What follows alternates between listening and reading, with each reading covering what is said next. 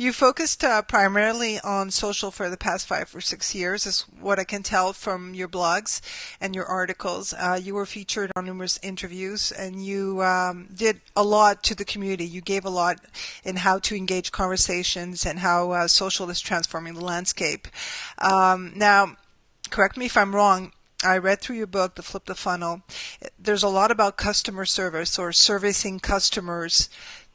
They're not exactly the same thing.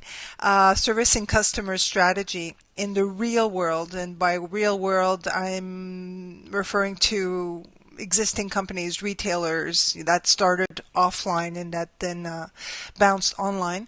What made you decide on that topic? Which I think back in 2005 or 4, where it was the hot topic because of all the CRM technology that was being deployed. Everyone was talking about it. So I get the feeling that you're going back to that. What made you decide that?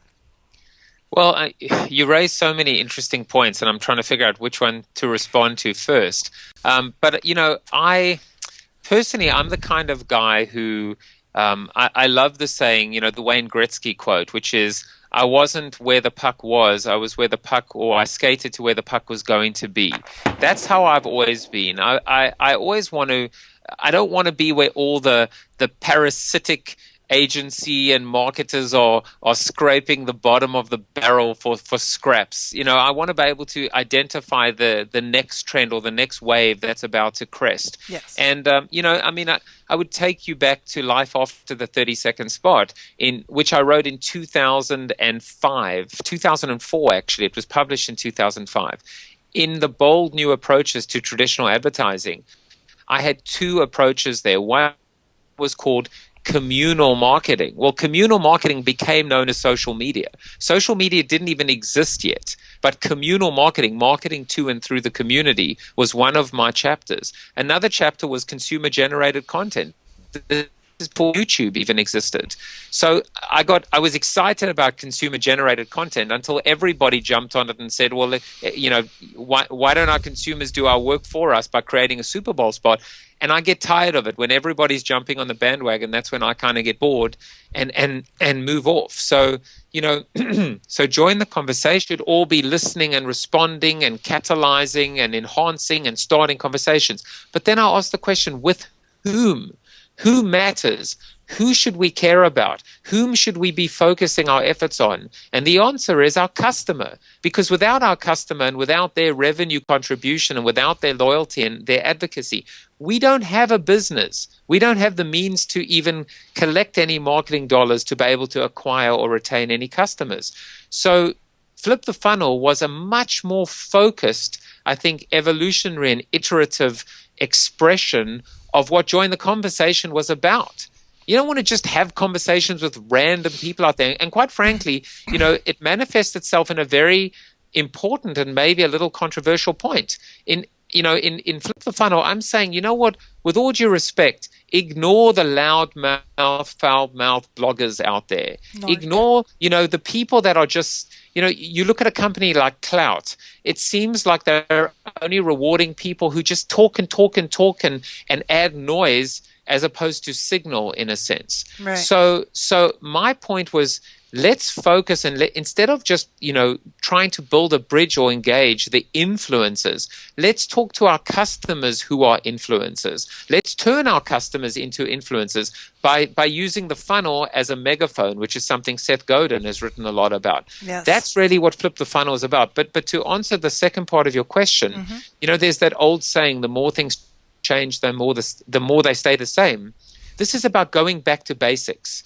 People talk about social media, the whole Arab Spring, this whole revolution. Is it an evolution or revolution? And we think of revolution as that. But something I actually heard on a podcast with Mitch, revolution is about coming full circle. Revolution is about getting back to basics. And in this case, it's the focused delivery or execution of social media focused on customers, but going back to basics, which is caring about the people that keep us in business. Going back to that Clue Train Manifesto marketplace where people are excited to buy and sell stuff. That's really what customer service and customer experience looks like in a digital, connected, and social world. Right. It's funny because right when you're speaking, I just received an invitation on a webinar. Is Twitter the new helpline? Improving customer service with social media. But it's putting the focus a lot on complaints, on managing the negative messages. You know, it's turned that way. Whereas what I like about your book and what I like about your thoughts is that you're embracing social media in a global way to serve the client, or Right. in any channel, as a matter of fact. And you said it earlier, and I think it's an important point. And I also reference the idea: is it customer service or servicing customers or serving customers? The idea of Yes. being a public servant. Right. I think they're different, but they're absolutely connected, inextricably connected. Yes. And I agree with the point you just made wholeheartedly, which is too often we also think about customer service, especially in a social world, about fiascos and kerfuffles and controversies, and also the idea of complaints. But I think it's more about this idea of solving problems, and it's not always about negativity as well. It can be about positivity. It can be about surprise and delight. One company that I mean, their advertising really is just gone down. I mean, it started off going downhill, but it's even worse now, and I don't think people care anymore, which is GoDaddy. But GoDaddy gives the greatest customer service. And another company, ironically, that people say is anti-social or has never, ever embraced social, which is Apple, also gives the best customer service on the phone, digitally, in their stores as well. So who do I choose to give my business to today? I give it to GoDaddy and I give it to Apple. I've gone to the light side or the dark side, and I'm all Mac all the time now. But that service component blows you away. And I think there's another interesting thing about Apple. I think 60%, I hope that statistic is reasonably correct, but it's high. 60% of their global workforce or employee base are actually people that work in their stores. And that flies in the face Wow. of any convention in business today, which is move away from bricks and mortar, move to online only, automate FAQ, There you all go. of your customer Yeah. service. And look at Yeah. Apple. They're completely swimming against the grain and doing brilliantly in the process. So what you're saying is that they didn't invest a social media channel. It doesn't make them a bad, quote unquote, service company. Well, they recognized, I think, that And it doesn't their make them a customers, laggard either. their customers, I mean, their point of view has always been, I personally think they should do more, and I still don't understand why they don't do more. But for the most part, the cult of Mac is such that their customers are their social channel, physically, analog, digital, virtual, social, mobile, etc. Mm-hmm. And typically with all these forums and message boards and fan sites out there, customers are marketing and serving and engaging on behalf of one another as part of a bigger community.